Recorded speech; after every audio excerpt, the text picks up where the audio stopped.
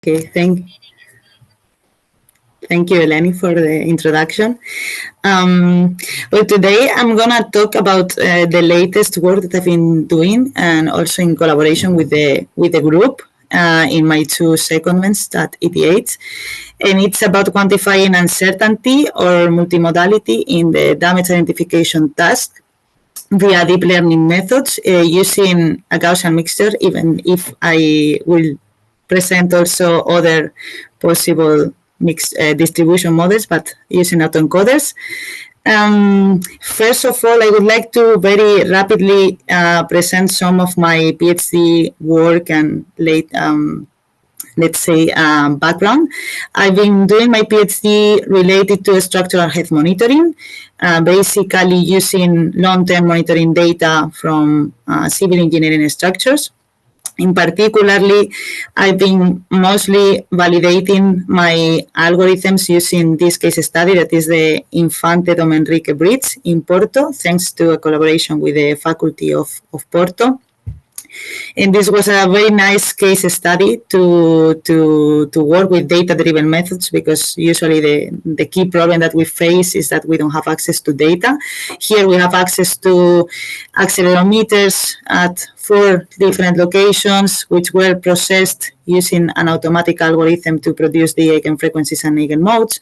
But also we had access to other quantities of interest, like the inclinations or temperatures. So it was a very complete data set. What I did, it was related to deep learning approaches for damage identification, which can be seen as an inverse problem. And I started with unsupervised learning approaches that basically learned from this long-term monitoring data uniquely, so we can characterize the reference state, because this case study, as most often happens, is very nice, but it has this limitation that only healthy data is available, or quasi-healthy data. So unsupervised learning approaches related to outlier detection and trying to establish a threshold to identify or detect departures from this normal behavior. And then for the supervised learning part, where we want to complete the identification of damage with a more insightful information, we need to incorporate the labeled data from damage scenarios. So we need to use models. In my case, we used a finite element model to represent the target structure and build some damage scenarios that we could use for the training phase of the deep neural networks. In that sense, we faced many challenges related to incorporating the effect of environmental and operational variability, and how to estimate the severity and location of damage. And so this is more or less what I've been doing during the PhD and 1 year later. And now I will start with the new problem that I've been working recently, that is more related to wind turbines, but more or less the idea is the same, solving these inverse problems of damage identification. So very fast introduction to the forward and the inverse problem in our context. Basically, we will have some systems conditions or some properties describing our system, that is the materials, the boundary conditions, and also some excitation information related to the environmental and operational variability that affects our system. And with this information, the forward problem provides the system response in the form of measurements that could be the accelerations or modal properties. This forward problem can be the governing partial differential equations, or we can approximate it using a finite element model, or whatever. The good point about the forward is that it is uniquely defined, in the sense that given this information, it will provide a unique solution of the system's response. And on the other hand, we have the inverse problem, where this is the problem that we want to solve in structural health monitoring, that is inferring the system condition, that is the properties of our system, the structural properties, given the response of the system in the form of these measurements that we have, and the affecting conditions, let's say. And the issue here is that mostly due to the effect of noise, measurement error, or modeling errors, and also due to the fact that the instrumentation system collecting the system response is limited. We only have a few sensors in our structure, so we can only partially characterize the response. This inverse problem is ill-posed, so it has multiple solutions. It has this multimodality, which means that different damage conditions may produce the same measurements. And this is an important issue to handle when you want to solve this inverse problem. That since we don't know the exact solution to the exact operator for this inverse, we can approximate it. And in my case, I've been approximating it using deep neural networks. So why neural networks? Just because they are well-known approximators for complex and highly nonlinear functions, as it is our case with the inverse problem. And also because once they are trained, they can provide real-time or very fast predictions, which is something that we are interested in for structural health monitoring. And now let's see how we started formulating this approximation of the inverse. Basically, we define a neural network that receives as input the response of the system, that is the accelerations or the modal properties, and the environmental and operational conditions, and it estimates the damage condition, that we can describe the damage condition however we want. We can use some features that describe, for example, the stiffness reductions at different locations of our target system, or any other feature that we want to use to describe the damage state. And with this architecture, we define a loss function that we need to minimize during the training phase. And usually in the first stage, we define this loss function basically as the discrepancy between the true damage condition and that estimated by the neural network. However, we know that this damage condition space is ill-posed, as we explained before, so it may have many different solutions that can produce the same measurements. And this will guide the training towards not very good results often. So we would like to express this loss function in a different manner based on the measurement or in the response of the system. Let me show you a basic example to illustrate this. That is, let's assume that our forward problem can be this simple expression that is z squared. So the inverse, we know that it is the square root of m, but with a positive or a negative sign. So we have two different solutions. So this would be the forward problem space, and this would be the inverse.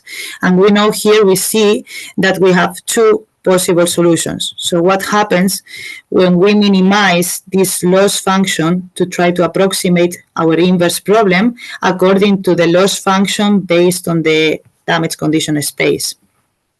It will find, as we observe in this red prediction points, that it finds the average solution. Since this is symmetric, it finds 0 as the optimal to this minimization problem, which is not a solution.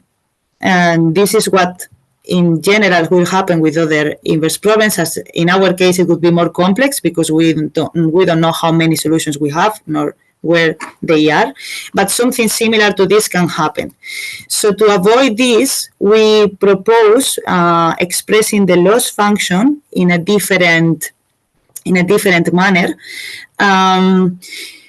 We would like to express it based on the measurement misfit, that is the discrepancy between the observed response and that we could obtain with a model. And for that, we can take our inverse approximator, that is our deep neural network, and we can take the estimates given by this deep neural network and feed them to our forward operator, assuming that we know it. this forward operator, as we said before, could be the governing PDEs, or could be a finite element model, a physics-informed neural network, or just a deep neural network if we have sufficient data to train a deep neural network to learn this approximate forward. And ideally, we would use the exact forward, but sometimes we don't have it, or we cannot integrate it in the computational environment where we are working, which was my case. I was working with finite element models usually, and I cannot connect them because they belong to private softwares, or they are not easily integrable in the TensorFlow code. So we decided to approximate this forward also by another deep neural network. Okay, and so you can use a pin, or you can use a different approach, but you need your forward here. This will enable you to pose your loss function in terms of the measurement misfit, because you can feed your forward with the damage condition estimate and also with the environmental and operational conditions, and estimate the response of your system. So to train this deep neural network that now looks like an autoencoder, let's say we have this inverse that would be the encoder, and this would be the decoder part, we propose a two-step training. In the first step, we find the optimal forward. And this is because we would like to work directly with the exact forward, but we cannot. So we start by just approximating our forward and finding the weights that complete, or that best approximate the forward with a neural network. So we minimize this loss function also based on the measurement misfit. We have labeled data to train this neural network. So this is an assumption that we have enough data to train our neural network, and we obtain the optimal forward operator. And at this point, we will freeze, or we will fix this forward from now on, and we will not make it trainable anymore. In the second step, once we fix our forward, we train the entire, let's say, these weights of this architecture based on a loss function that is defined as the discrepancy between the true measurements, or the true response of the system, and the composition of our inverse with the forward operator that is optimal already. And we use the L2 norm to minimize this, and we obtain this loss function. And let's see now with the, let's see how this changed the results in the minimization process. With the simple case, as we observed, we were having very bad results with the square root problem. We were finding the average. And now as we minimize this new loss function based on this new composition of the inverse with the forward, we obtain one of the solutions. So the predictions now select one of the solutions, that is the one that is minimizing our loss function. Now this is correct, and which of the solutions it is approximating, I think maybe it depends on the initialization, but we are capturing only one of the solutions, which is fine. But as we know that we may find many multiple solutions, we would like to know how many solutions we have, and we would like to capture them all. So this is the key problem that we are facing right now in these deterministic approaches, that we find one solution, but we cannot be sure if it is the correct solution. So how to manage, or how to handle this issue, we would like to, I think we should move to probabilistic approaches to describe all the potential solutions. And this is what we proposed here. We proposed a modified architecture, let's say, where we can assume it as a variational autoencoder, where now the key changes are in the encoder, because the decoder, we can assume that it is the same. We train it, we approximate our forward, and in this, ideally, our exact forward, so we can forget about this part. And here, rather than estimating the damage conditions directly, the sets, we are going to estimate the parameters that describe a probability distribution. And this probability distribution is the distributional model that describes our latent space, that is our damage condition. And it is based on the input data, that is the measurements and the environmental and operational conditions. So it's a posterior or a conditioned distribution that we don't know exactly, but we can approximate it using a parametric one, which is given by these parameters. So now with the inverse operator or the inverse neural network, we estimate these parameters that describe the distributional model. Once we have our posterior probability density function, we will draw some samples, and those samples will be fed to the forward so that we can complete the autoencoder architecture. So now we need to modify the loss function, of course, to incorporate this probabilistic perspective. And I don't want to enter into detail, but basically this is the standard loss function used in variational autoencoders, known as the evidence lower bound.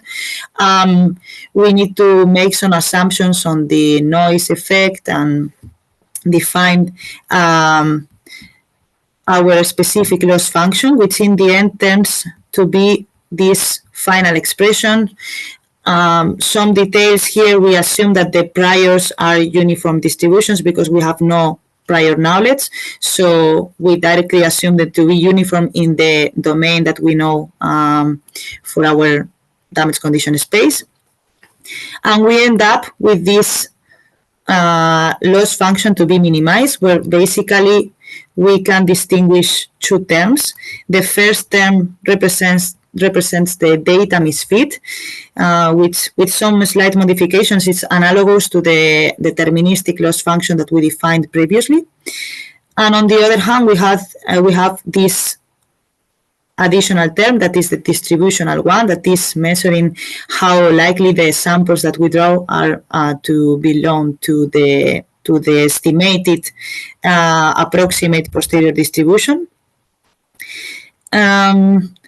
Let's see a case study to illustrate this work, this approach. We have a floating offshore wind turbine. It has three mooring lines that connect it to the ground or to anchor it.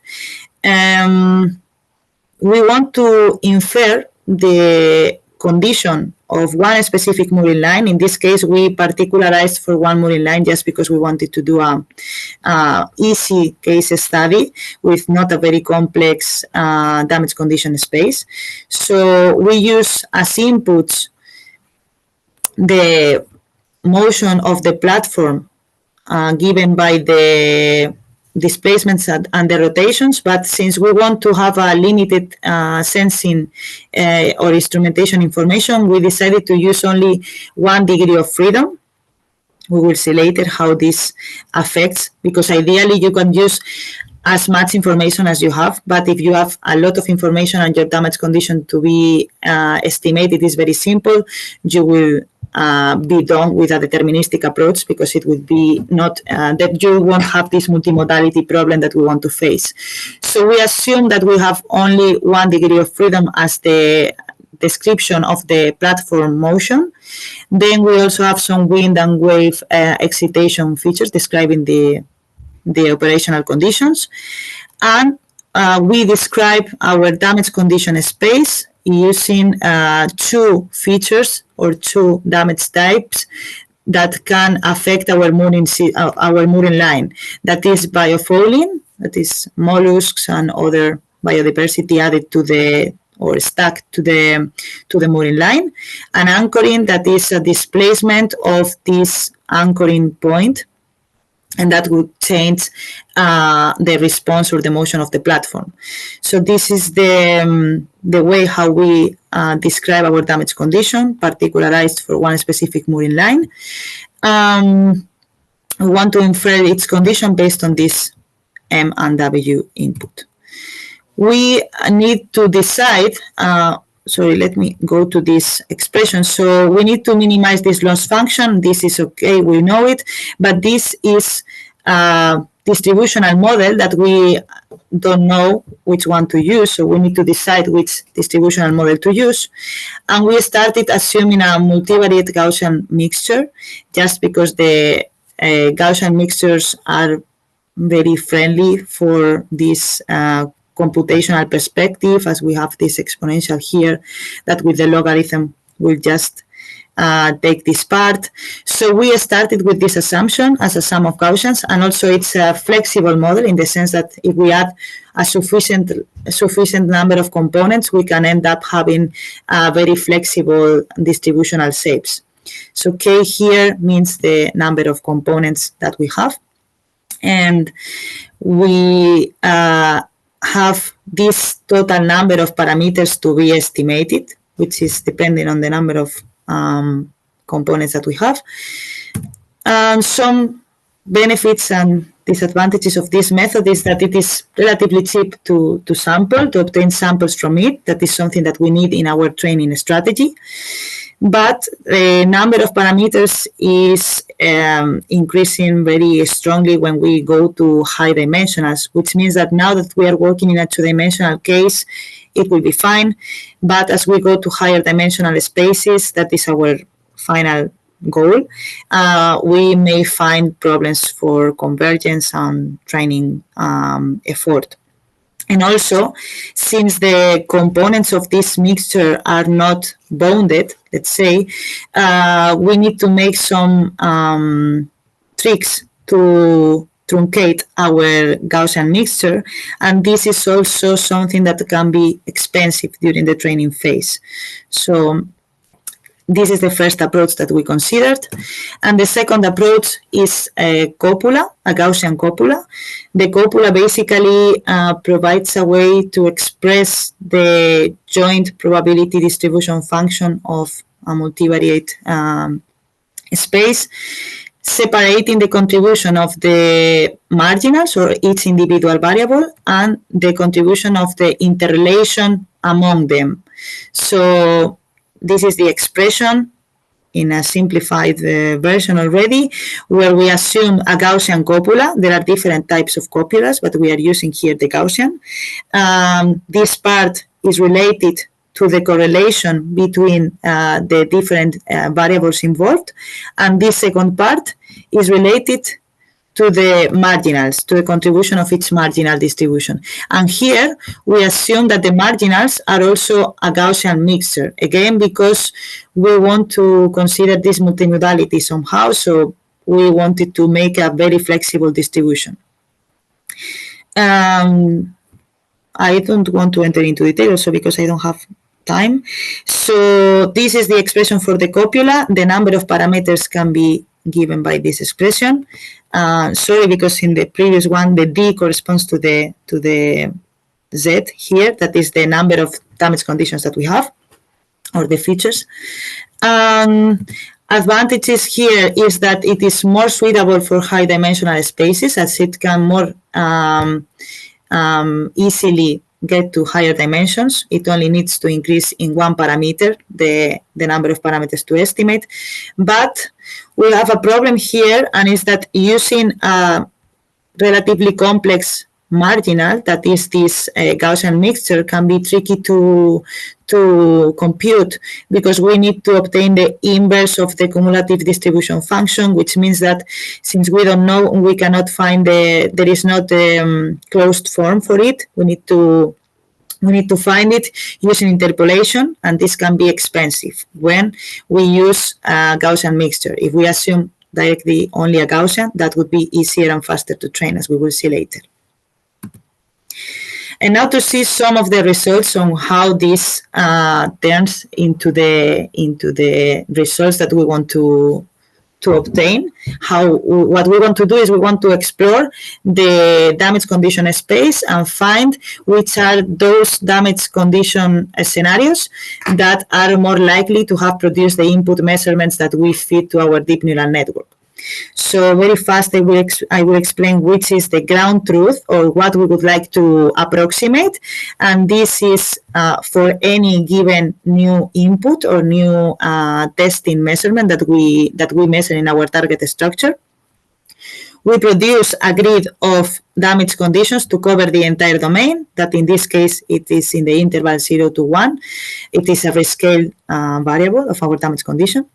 So we cover the entire domain, and for each point, that could be any point in our domain, we evaluate our optimal forward, and we obtain the reconstructed measurement. With this measurement, we can compute, using the data misfit, the discrepancy between our reconstructed measurement and the true measurement or the target measurement that we are evaluating.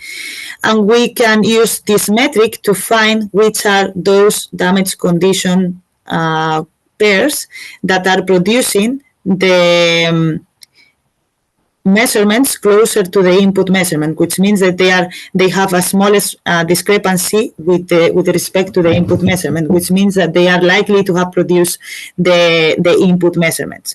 So here is what we observe is like a cleaned version of the damage condition space, where we have removed those damage conditions that are not likely to have produced our input measurements or our input response. Here, we also have the true solution, that is, since we are now working with the labeled data for the testing phase or the validation phase, we know which is the exact damage scenario that has produced the input measurements. And this is the deterministic solution, that is a solution that we obtain when we train an autoencoder without this distributional component, let's say. So as we see here, this is a kind of tunnel where we have many different possible solutions to describe our damage condition, and there is not only one. In fact, the one that the deterministic approach is providing is very far from the real one. So that's what we want to show or to describe in our diagnostics. We want to see this kind of shape to see which are the potential damage conditions that have produced our input measurement. And here I'm going to compare the first approach.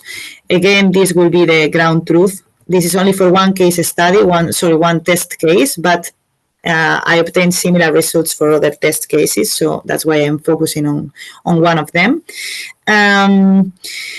We compare here two different cases or two different approaches of the multivariate Gaussian mixture, one with one component, which means assuming single Gaussian, and one assuming 5 Gaussians in our mixture. So we obtain that using only one Gaussian will produce not very good results, but not bad either, because this shape of kind of tunnel is easily affordable or easy to find with the Gaussian. And also when we use 5 Gaussians in the mixture, we obtain a more accurate, result that relatively well matches the target or the ground truth drawing or solution. And this is the results. I have to say that these results with the Gaussian couple are very recent, and they are still subject to a lot of experiments that I need to do. But what I could find was for Gaussian copula with the Gaussian marginals, that is only one component.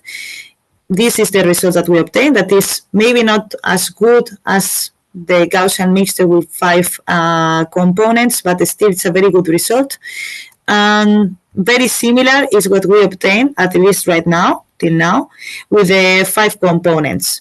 So the thing here is that given the computational difference, or well, let's see it in the next slide, that this is very preliminary comparison of the approaches, so don't trust too much on these results because it was done with a reduced training data set.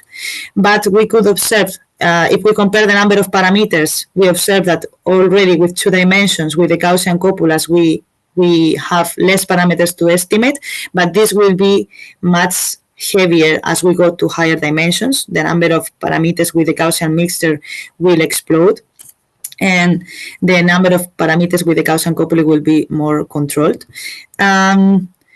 This is the training times that I've been obtaining till now, which means that the Gaussian copula with Gaussian marginals is providing the fastest convergence time. And also it was producing relatively good results. So maybe it's a nice candidate to keep working with. Just very fast, this is the second case study where I want to try this methodology, because this is a case study of a simply supported beam that can be related to short bridges where we have instrumentation information, so we can use this model relatively well to fit this kind of structures. And here our target damage condition is higher dimensional, because we want to consider as the damage condition the stiffness reduction at every element or every location in our structure. So in this case, for example, we would have a 10-dimensional damage condition space, which will be much more insightful on the effect of this dimensionality in the Gaussian mixture model or the copula model. And the strategy is the same, but here the forward, as we will be using the eigenfrequencies and eigenmodes, will be not a neural network, but directly computing the eigenfrequencies and eigenmodes solving the eigen problem. And also, of course, we will use the posterior that we consider the best approximate posterior that we consider. Some conclusions, the data limitations or the instrumentation system incompleteness increase the multimodality of the inverse problem, and this is something that is critical to provide a reliable assessment and not to provide the excessively specific, let's say, results that are not reliable, are not realistic. The multivariate Gaussian mixtures are nice, but they hardly escape to complex problems, so they will have some limitations as we go to the more complex problems. And approximating the inverse cumulative distribution function of a mixture is expensive, as we need to select the number of interpolation points, and this is creating some trouble in the training phase. And finally, the ongoing work, what I'm doing right now is keep working with the Gaussian copula, because I still don't have the final results or conclusions. Also, I've been suggested to try beta mixtures, because instead of Gaussian mixtures, because they are already constrained to a domain, so it would help to prevent the computational cost of constraining the samples in the Gaussian mixture. Also, we can consider other copulas or marginals that fit our damage condition domain. I want to transfer this to the beam problem and analyze the results, because the higher dimensional space will be insightful. And finally, I would like to consider exploring vine copulas for these high dimensional spaces, as they are supposed to work well in high dimensional spaces. Okay, this was everything. Just a fast comment on the projects that have contributed to this research. One of the key ones is the research project, because it was the one that enabled me to visit ETH for 2 times. So that's it. And thank you so much.